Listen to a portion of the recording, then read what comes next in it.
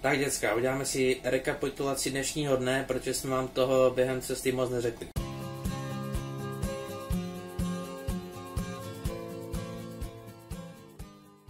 Začali jsme na Bofi Mánách, no a šli jsme asi 9 km takovým údolím, kde se nám po chvíli ztratila stezka a museli jsme překonávat spoustu potoků a bažin a močálků a všeho možného.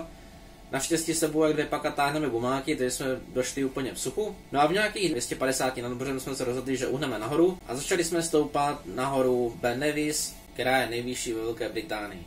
Byla to stezka, kterou moc lidí nechodí, od které nás spousta lidí odrazovalo a moc jsme jako nerozuměli proč. Tak teď už to ví. Začali jsme jakoby prudce, ale stezka byla vyšlapaná, tak to bylo dobrý.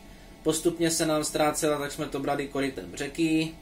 Pak jsme šli přes takovou podmáčenou půdu, tak to by taky šlo. Pak nám začalo pršet, takže během krátké přehánky, kdy zase foukalo, pršelo, tak to byla z někdo kropil hadicí, tak jsme kompletně promokli. Ale to všecko ke Skotsku tak nějak patří. Vylezli jsme do nějakých 850 do sedla a rozhodli jsme se, že budeme pokračovat vzhůru. Začali jsme stoupat na vrchol, který má asi 1220 metrů a je vedle Ben Nevisu. No a už to bylo docela dost prudké, takže jsme si pomáhali rukama a hledali jsme tu stezku a tak nějak jsme lezli prudce nahoru po ostřejším hřebení. A už jsme museli překonávat sněhové pole, což bylo docela složité, protože jsme neměli žádné vybavení. A docela to klouzalo. No ale tak nějak jsme to přelezli, ani tak úplně moc nefoukalo, jen jsme byli v mlze. No a vylezli jsme do těch 1220. Samozřejmě tam žádný turista nebyl, protože proč by někdo chodil tady tou naší stezkou.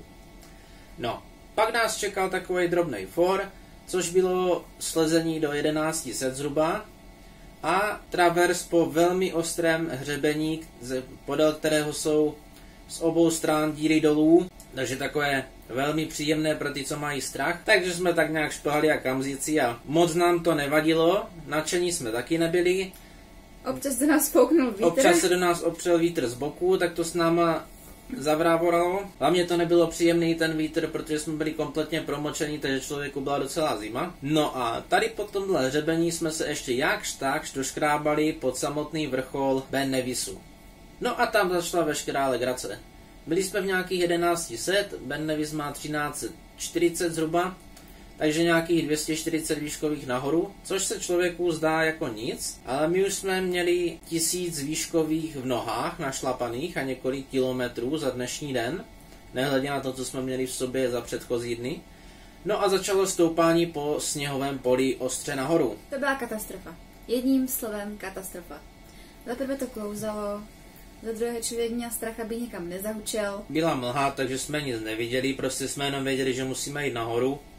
No a s těma těžkýma báglama to není žádná sranda, že když člověk udělá jeden krok a o půl kroku pojede zpátky.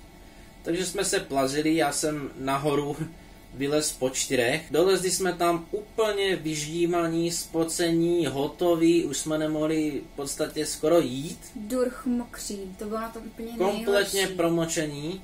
A do toho nám začalo snížit, ale jako to byla fakt vánice. Takže jsme tak nějak prostě radostně, že jsme na vrcholu se doškrábali tomu přístřežku, co tam je, vlezli jsme dovnitř. Tam, po 4. Ano, po 4 s těma vaťahama, tam jsme si sedli úplně hotoví, zdechlí. Seděli jsme, rozdýchávali to a samozřejmě začínali kosnout, protože v tom přístřežku je stejná teplota jako venku. Každopádně už jsme měli, už jsme totálně vypustili duši a absolutně jsem si neměla představit, jak se vrátíme zpátky dolů. Mokří jsme vylezli z toho přístřežku a to člověk necítil. Stehna, prsty u nohou, prsty na rukou a už to bylo hodně bídné, hodně.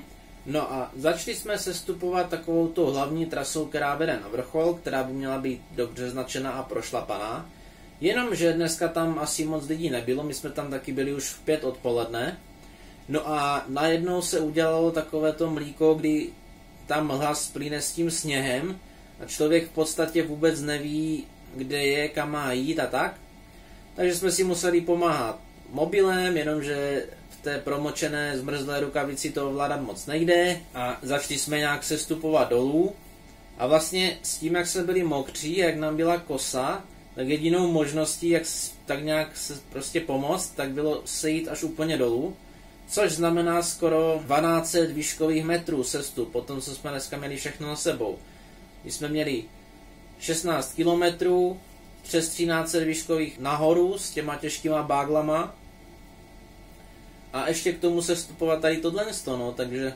A nejvtipnější na tom je, že nějaký chytrák to zase vydlaždičkoval, takže tam prostě byly obrovské šutry, po kterých to klouzalo, takže jsme několikrát hodili držku, ale fakt škaredou. Ano, sotva jsme přešli sněhové pole a dostali se na prochozenou stezku a viděli jsme, kud máme jít, tak začalo to, jak přesně jak Míša říká, jsme klouzali dolů, padali na zadky, ještě jinak jsme byli ždimlí, tak už jsme moc nekontrolovali ty kroky a byl to teror. Každopádně jsme došli dolů a jako srabáci jsme si v kempu koupili pod, ve kterém bydlíme i v Lake District. Trošku větší, ale je to teplo, je to sucho.